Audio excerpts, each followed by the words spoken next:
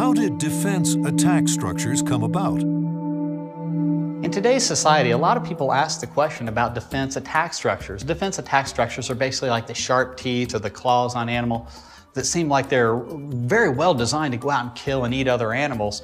A defense structure would be something like a turtle shell to protect against those sorts of things. And the reason people ask this question goes back to Genesis chapter 1, verses 30 and 31. In Genesis 31, the Lord declares that everything was very good, that it was perfect.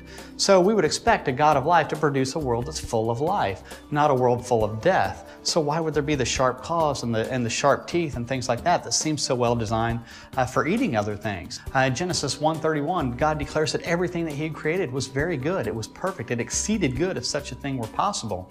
And so people then turn around and ask, well, what about these defense attack structures? What about claws and sharp teeth, things like that seem like they're so well designed to go out and kill and eat other animals? Well, what about turtle shells? A defense structure there, to protect itself from these sorts of things? Well, that's actually kind of a decent question. And really, there's two positions on that within Christendom. The first one is that sharp teeth and claws are simply that, sharp teeth and claws. That doesn't mean that sharp teeth actually implies that you're eating meat. It just means that they have sharp teeth. Now, what does this position really entail then? Well, it means that those sharp teeth and those claws were used for a different purpose. For example, fruit bats have really sharp teeth and yet they eat fruit. Panda bears have sharp teeth and yet what do they eat? Vegetation.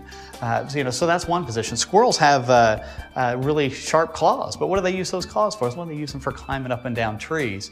So they're used for a different purpose. That's that particular position. The second perspective on this is, and the key passage for this is in Genesis chapter 3, and it talks about design changes or potential design changes here specifically.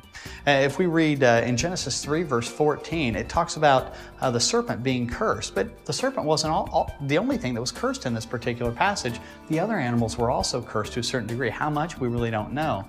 But what was the curse of the serpent? Well, cursed are you. You're going to crawl on your belly. You're going to eat dust all the days of your life. Whether the serpent had appendages or not is not really for this discussion. But there was some form of change there. At that point, what were these other curses to the other animals? Could they have been sharp teeth? Could they have been sharp claws? Things like that? Is that when some of these defense and attack structures came about? Well, what's possible? If we read further into Genesis chapter 3, to the woman specifically, there's increased pain and sorrows in childbearing.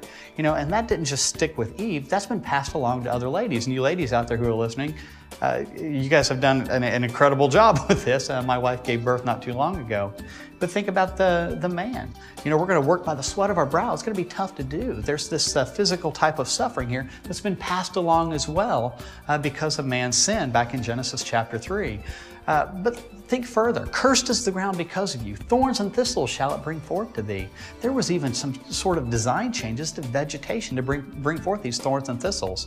Perhaps some of these sharp teeth and claws and that sort of thing occurred at that time just to help animals survive in this sin-cursed and broken world. Now, I would leave open the first position, maybe even the second position. In fact, I would even leave open the option that it's a combination of the two.